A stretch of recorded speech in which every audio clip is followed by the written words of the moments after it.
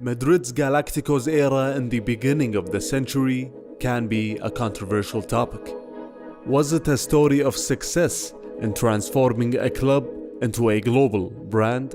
Or was it a story of failure in how to build a balanced team to compete on the field? Did the business ambitions exceed the footballing goals? This is the story of the success and failure of the Galacticos era.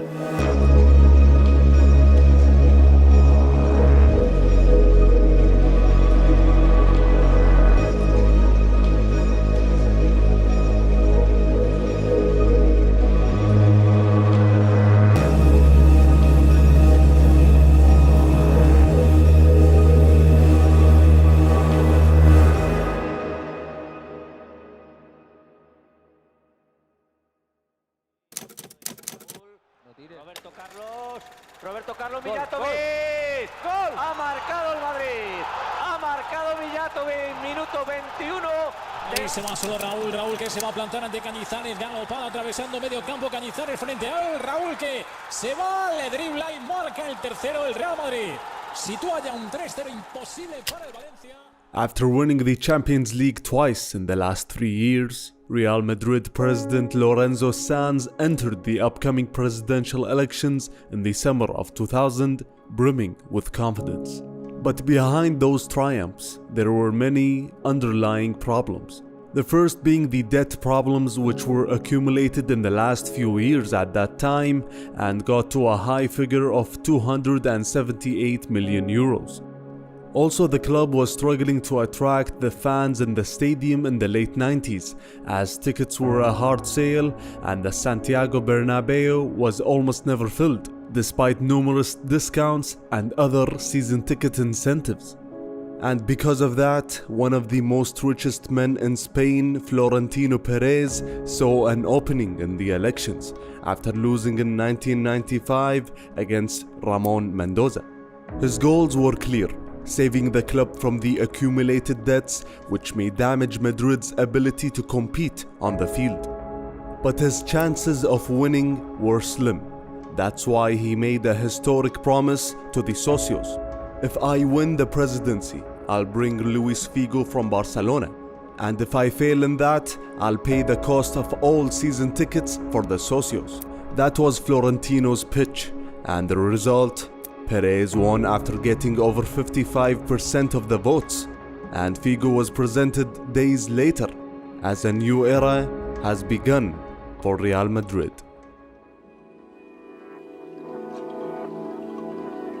Perez wanted to replicate the glory of the 50s, as ex-president Santiago Bernabeu has done when he brought all the best stars to Madrid, names like Di Stefano, Puskás, and Copa.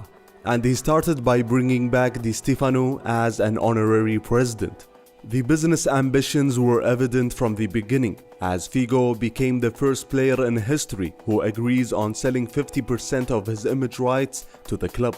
But Florentino's number one goal was still clearing the debts attached to the club, as he was quoted in September of 2000 saying that the club is financially in a critical position.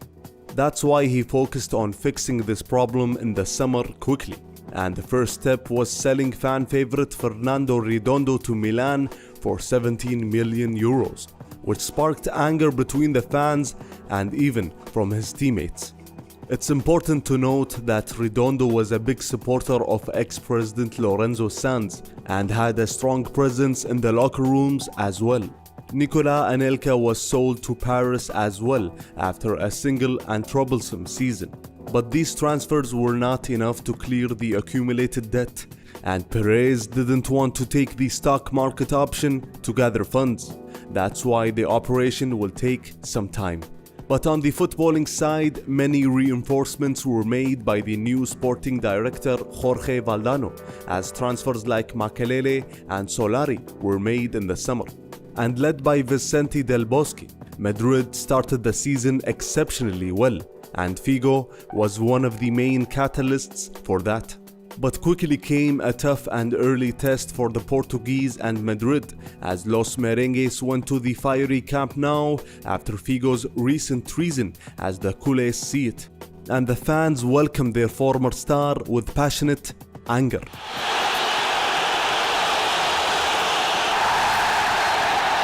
Madrid lost the match by 2 goals and continued to lose 2 of the next 3 matches as well to spark an endless stream of criticism. But Los Merengues was back on track in no time as they won an impressive 8 consecutive matches in La Liga. And within that streak, Madrid went to Tokyo to compete in the formerly known Intercontinental Cup against a Boca Juniors side led by manager Carlos Bianchi. And after Riquelme's impressive showing, along with goals of Palermo, Madrid lost the title, as Perez was concerned with how Madrid's loss affected their ability to capture the Asian market. But Florentino came back to receive the award for Club of the Century from FIFA, along with Di Stefano, who was one of the major factors for winning that award. Following a vital win in January at Valencia, Figo was presented with the prestigious Ballon d'Or. And despite a draw at the Bernabeu against Barcelona, Madrid was the favorite to obtain the La Liga, thanks to efforts of top goalscorer Raúl González. And Del Bosque's formation gave Guti attacking freedom on the pitch to assist his Spanish compatriot, as it was Guti's best scoring season as well. The reasons for giving some players this much freedom in the attack goes back to the rigid duo in the middle of the pitch, Makelele, and for most of the season, Helguera. And following a win against Galatasaray in the quarterfinals of the Champions League, Madrid faced a known foe, Bayern München. And Los Merengues entered the match with a touch of arrogance and overconfidence, as McManaman said in his biography that the team prepares for European matches by watching a single 15-minute video of the foe, and it's not even edited down. Madrid proceeded to lose at home in the first leg thanks to a great performance by Oliver Kahn. Denied by Kahn! And went and confirmed their exit in the second leg as they lost by 2-1. Huge disappointment was quickly followed by happiness as Madrid's City Council approved Florentino's request in changing the club's training ground from a green land used specifically for sporting activities to a constructible land used for business, which ultimately led to a big jump in value. Madrid won the league after a great showing against Alaves by 5 goals, to lift their first league title since 1997. The following day, another big victory was achieved for Perez, as the City Council approved the selling of the training ground, which was just converted to a constructible area, as Madrid earned approximately 446 million euros from this deal, which cleared what's left of the club's debt from past management, and also gave Madrid the chance to build a new training ground for a cheaper price, which eventually opened new doors for Perez to invest additional money into the team. And his first step was acquiring the signature of Zinedine Zidane. The story of how Zidane signed for Madrid started in the Euro Gala in August of 2000, as Perez passed a simple question on a napkin for Zidane: would you like to play for Real Madrid? Zidane passed back his reply on the napkin, which said yes. So Florentino came back for the Frenchman in the summer of 2001, and after tough negotiations between Moggi and Valdano, Madrid were obliged to break the transfer record to buy Zidane from Juventus. Perez wanted to bring the best in the world, and above that, the names that will attract the global fans, as he wanted to pass Manchester United in terms of commercial revenue. Zidane agreed to exchange 90% of his image rights to Madrid for a salary of nearly 5 million euros a year after taxes. Perez and Madrid planned for a special year, as Los Merengues will celebrate their 100-year anniversary of the club's inception, as many events were planned for the whole calendar year. But management saw that the best way to celebrate this special season was to win the treble for the first time in the club's history, as Figo mentioned that the Champions League final will be held at Hampden Park, the same stadium that Alfredo Di Stefano and co. won their 5th European Cup. So the Portuguese saw that La Novena will be their destiny. But Del Bosque had a problem. Where will Zidane fit in the lineup? And where are the defensive transfers? The media had the same question with regards to the Frenchman, as Zidane played at Juve and for France in a position that is non-existent at Madrid. So after a poor start to the season, as Madrid were a single point away from the relegation spots after 6 matches, a lot of criticism was targeting the Frenchman, especially after Madrid won their first 4 matches in the Champions League without Zidane because of suspension after being sent off with Juve last season. But the Frenchman quickly proved the critics wrong and finally showed his value.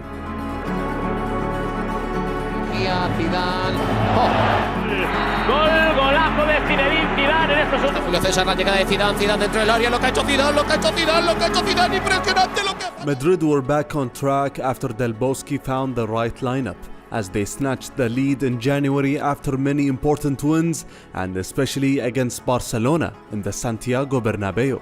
But after 2 consecutive losses, the title race was getting pretty interesting, as 4 points separated the leaders Valencia from Bilbao in 8th position. And the Spanish Federation approved on changing the date for the Copa del Rey final to coincide with the centenary anniversary of Madrid on the 6th of March, as the final will be played at the Santiago Bernabeu. At that time, the Copa del Rey didn't get much attention from the biggest clubs in Spain, but because of the treble aspirations and also the centenary anniversary, Madrid got to the final to face Deportivo. Against the odds, El Superdepor managed to crash Madrid's party as they won by 2 goals and lifted the cup in the Santiago Bernabeu. Campeón de la Copa de Su Majestad el Rey. And after a draw at the Camp Nou, Madrid were now level on points with Valencia. And in the Champions League, Madrid faced Bayern München again, this time in the quarter-finals. And after losing by 2-1 at Munich, Los Blancos managed to stage a comeback in a tense second leg after scoring 2 goals,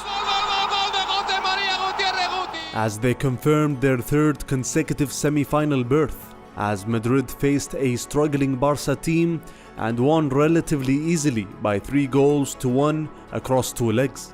But their double ambitions were fading as they lost 3 out of the next 5 matches in La Liga to hand the title to Valencia, led by Rafael Benitez. And now nothing other than a Champions League title will save Los Blancos' season, which was supposed to be special. Los Merengues will now go to Hampden Park 42 years after Madrid achieved their 5th title in Scotland, as they'll face Bayer Leverkusen, who entered the match in similar circumstances, as they lost the Bundesliga title in the last match and then lost the German Cup just 4 days before this final. So both teams were fully motivated for this match.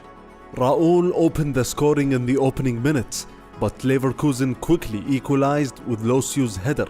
And before halftime, Zinedine Zidane wrote his place in Madrid's history. Cuelga la pelota, ojo a Zidane. ¡Gol, gol, gol, gol, gol,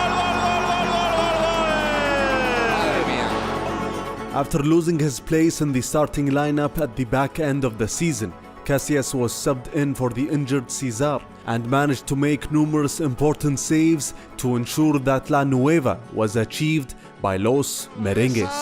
La Copa al cielo, el Madrid levanta su 9ª Copa de Europa. Esto es un cartel, Antonio. Perez and Valdano said after the final that there were no stars to buy in the transfer market, which was a sensible move as Del Bosque was begging for new defenders after both Carranca and Campo left the club. But locker room issues were present as Makelele, who's regarded by Zidane as the most important player on the field, felt that he was underappreciated in terms of his salary. And here lies the main problem with the president's policy, which was initially named as Zidane's e-pavons, which means the policy of buying stars who are paid high salaries but have the ability to repay that money back through commercial revenues. And the squad is then filled with youth products like Pavon, whom are paid with very low salaries to balance out the team. The problem with this policy is that it creates a middle class of players who don't get the attention and respect they deserve from management and media alike. And Solari was quoted saying that the president's policy may cause the extinction of the middle class.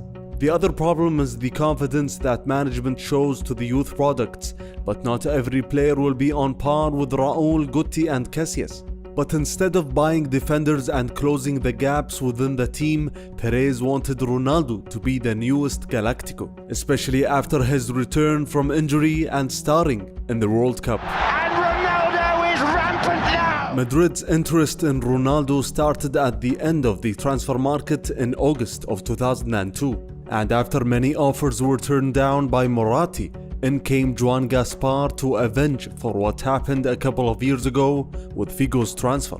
Perez wanted additional funds to satisfy Moratti's demands for Ronaldo, and Gaspar came in at the right time and offered 15 million euros for Morientes, who was out of favor and didn't play much at all. But the question was, why is Barcelona lending a hand to Madrid? An hour before the market closes, Gaspar withdrew his offer to leave Perez without any money to fund the Ronaldo transfer. But what actually happened was that he saved Madrid 10 million euros because Moratti bought Crespo and had an abundance of strikers in his disposal. So as the clock was ticking, Ronaldo's price was dropping, and in the end Moratti agreed to sell the Brazilian for 35 million euros plus Solari, or 10 million euros in December. But as Solari refused to transfer, Moratti wanted his 10 million, but Perez hasn't paid since. Madrid finally brought their Galactico for this season, but it was evident later on that Ronaldo came injured. And after missing the first 3 matches, he entered from the bench in the 4th match and managed to score 2 goals as the expectations were through the roof. But in reality, Madrid struggled, and especially Ronaldo in the upcoming months after scoring a single goal in the next 6 matches, as he was whistled by the Bernabeu along with the team after a goalless draw against Real Sociedad. And then came the Clásico between the 5th and 10th position teams, as Figo went back to the Camp Nou to receive a worse welcome than the one he received 2 years ago, as the 2 teams finished with a stalemate. Madrid went back to Tokyo again to compete for the Intercontinental Cup, as this time they won the title against Paraguayan outfit Olimpia. And Ronaldo came back to receive the Ballon d'Or for his performances in the World Cup in the summer. And following that trip, Los Merengues were back on track in the league, as they lost only a single game in 22 matches in La Liga, as Ronaldo was back to his best despite his persisting fitness issues. Then Madrid faced United in the quarter-finals of the Champions League, which was a match filled with rumors about Beckham's potential summer transfer to Madrid. And after winning by 3-1 at the Santiago Bernabeu, the 2 teams entered Old Trafford to book a place in the next round. And all the questions surrounding Ronaldo from the fans were evaporated after a historic performance. March on Ferdinand, Ronaldo shot! Heartbreaker. Roberto Carlos, it's Ronaldo! He's made space for himself, Ronaldo shot! Pick that out. What a hat-trick! Scored by the Argentine Santiago Solari, and huge applause from Manchester United and Real Madrid fans alike. Following this tough test, Madrid faced another tougher test in the semi-finals against Juventus. And the series was filled with absences and injuries, as Raul missed the first leg, which Madrid won by 2-1 in the Santiago Bernabeu. Then Los Blancos went to the Dele Alpi without Makelele's services after a suspension, and Madrid were handed a beating as they conceded 3 goals and Buffon saved Figo's penalty. And after picking up an injury in the first leg, Ronaldo entered the match, but Los Merengues lost and were out of the competition. Media criticism piled up on Del Bosque after the match, and also the captain Hierro, who at 35 years of age was exposed athletically against Juventus. and Madrid were in danger of ending the season without a title after crashing out of the Copa del Rey, losing by 4 goals against Mallorca, and also losing a pivotal match against the underdogs of the season, Real Sociedad, who were competing for the title throughout the season. So after a tug of war between the two teams for the title, Los Blancos entered the last match, and nothing other than a win will give them the league. But suddenly Madrid announced an unwelcome and untimely news, as Beckham signed with Madrid just days before the pivotal match, which made the manager and players very upset. But Valdano pleaded to the media that they had to announce the transfer now to kill all the rumors, and as United were a listed company. Madrid entered the match against Atletico Bilbao and did their job after scoring 3 goals. Del Bosque subbed the captain Hierro minutes before the end of the match to receive a big ovation from the crowd, and they were not aware that these would be Hierro's last steps in the Bernabeu as a Madrid player, as Los Merengues lifted a historic 29th title in La Liga.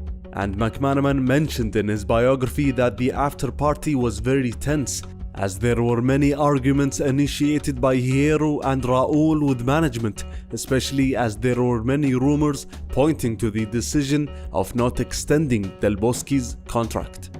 So after a modest party the following day, Del Bosque was sacked by the club, and Hierro was not offered a contract extension as he left for Qatari club Al Rayyan. And with that, Madrid was an entirely different club.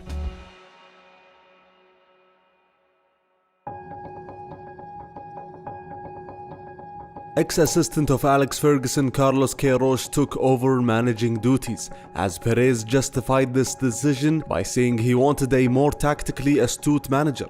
And David Beckham was introduced as the newest Galactico, as this transfer proved that Florentino's intentions were purely driven by commercial goals.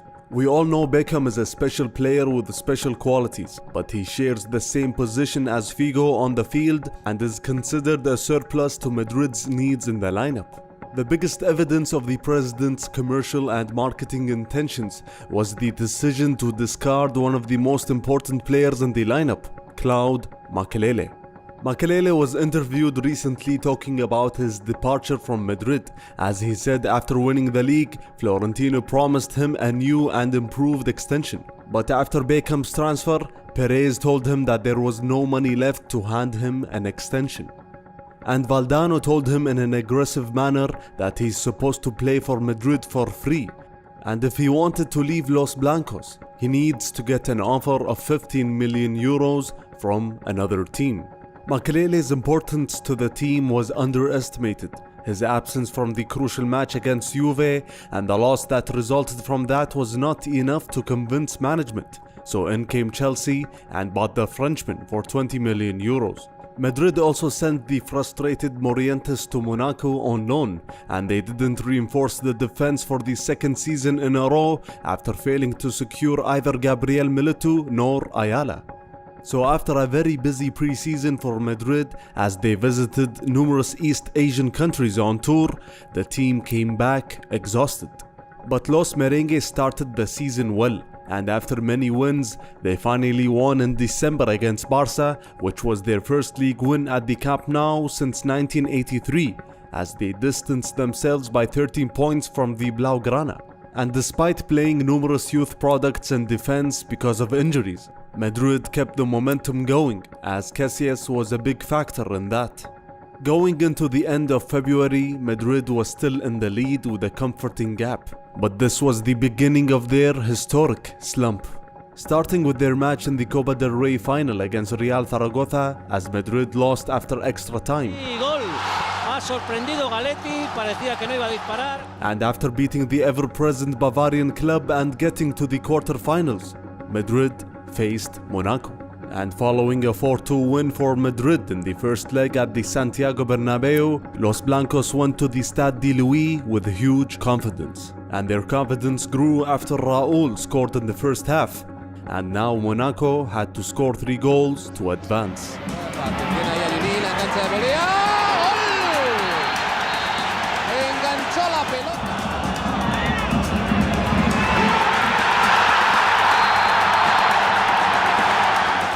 mete dentro del área. El taconazo gol. Juli acaba de marcar el tercero de tacón. Madrid fell on the hands of Juli and the loaned out Morientes, and as they got back to La Liga duties, they lost the league lead after a 3-0 loss against Osasuna. And in the last 5 matches of the season, Los Blancos entered in a historic run for the wrong reasons, as they lost all their remaining 5 matches and finished in 4th position. And within those losses, they were defeated at the Santiago Bernabeu by Barcelona, who finished 2nd after a bad start to the season, as it signaled the beginning of a new era and the demise of another. Carlos Queiroz was sacked immediately, as Valdano resigned as well, and Perez brought in Antonio Camacho and immediately reinforced the defense with Samuel to enter the upcoming presidential elections with positive news.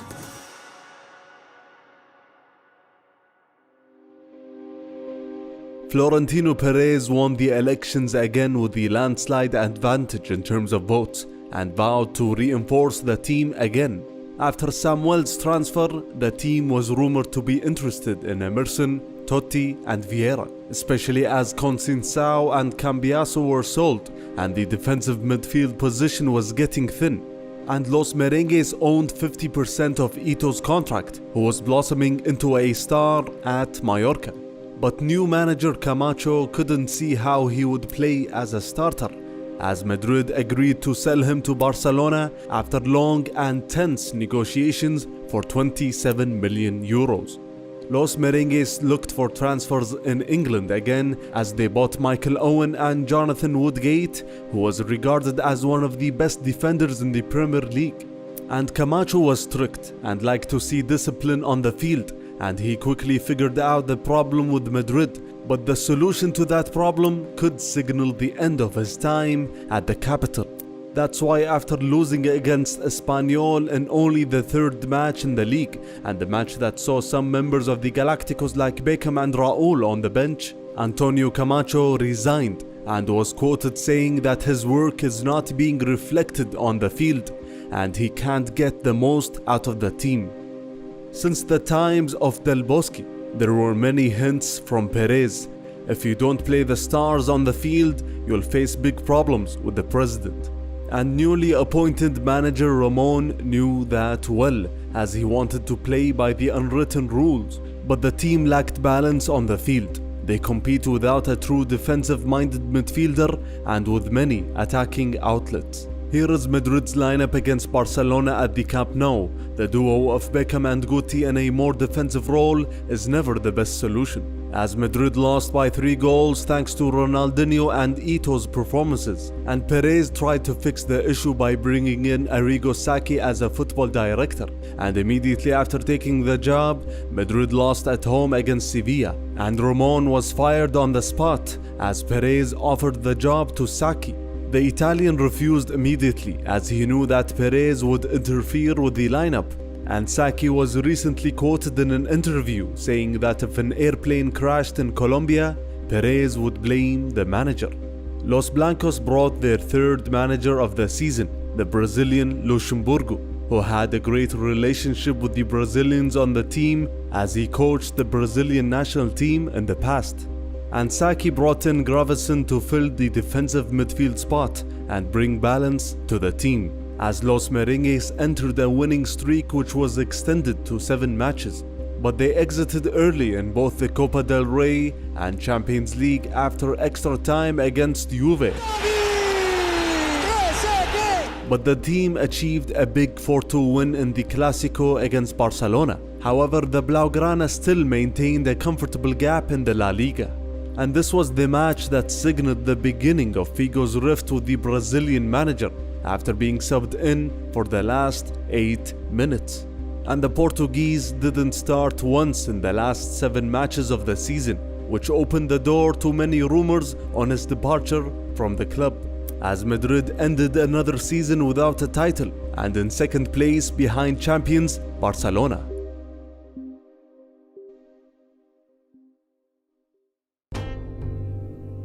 The new season started as the previous one has ended, as Figo's relationship was still complicated with the Brazilian manager. And after arriving with the team in pre-season, Figo didn't participate in any match, as Luxemburgo said that if any player wanted to leave, he should do so now. And in the beginning of August, the first Galactico left Los Blancos, as Luis Figo signed with Inter Milan, as the Portuguese was quoted saying that he was disappointed with the man who led the club. And both Samuel and Solari joined him at the Italian club as well. And after a somewhat good season, Owen went back to England. As for the arrivals, Los Blancos didn't bring a superstar. Rather, they brought numerous players like the Brazilian duo of Baptista and the young Robinho. And also the player who was labeled the first Spanish Galactico, Sergio Ramos, at only 19 years of age, after paying his release clause, which was worth 27 million euros. And Madrid's start to the season was average, to say the least, as Jonathan Woodgate finally came back after a whole season out because of injuries. And in his first official match, he scored an own goal and was sent off after 2 cautions as well. But despite that, Los Blancos claimed the top spot after match day 7, as Barcelona had a bad start to the season. Then came the Blaugrana test in the Santiago Bernabéu, as Ronaldinho demonstrated a lesson in football. Distintas opciones, Ronaldinho que se va solo, Ronaldinho, ¡gol! Ronaldinho se va por velocidad, Ronaldinho se va a meter, Ronaldinho, ¡golazo! The Brazilian was given a big ovation by the fans, but as Salgado said that this was a way of punishing the Madrid players, rather than a gesture of respect handed to the foe. The Brazilian Luxemburgo survived for 3 more matches before getting sacked after a dismal win against Getafe in the Bernabeu.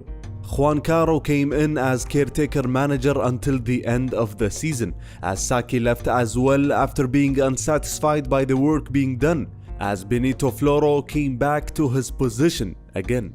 And the winter transfers didn't change much at the club as well, especially as it didn't change from the nightmarish outcome in the Romareda Stadium in the beginning of February, when Madrid faced Real Zaragoza in the first leg of the Copa del Rey semi-final, as Los Merengues lost in a historic match by 6-1, thanks to 4 goals by Diego Milito.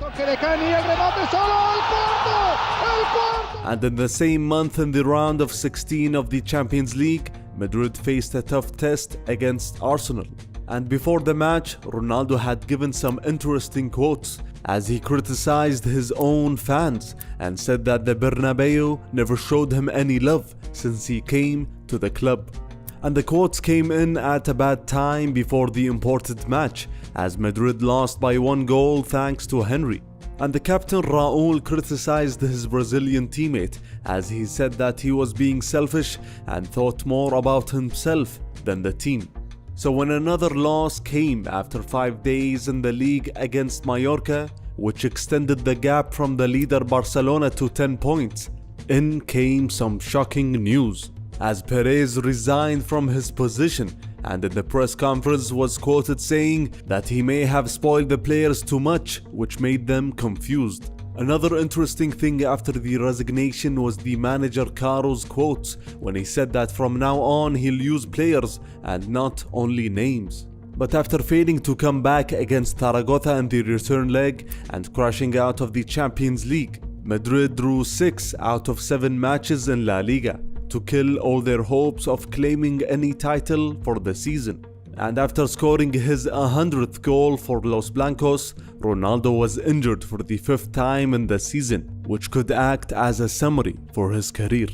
And Zidane announced that he'll retire after the World Cup in the summer, and managed to score in his last match at the Santiago Bernabeu to announce the end of an era without any good signs for the future.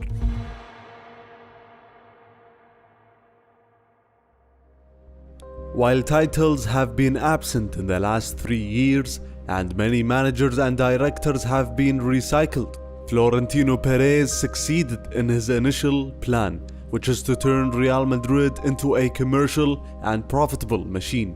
Based on Deloitte's report on the richest clubs in the world, Madrid claimed the top spot in the 2004-2005 season, and despite not winning any titles, Madrid kept their position through to the president's resignation in February of 2006.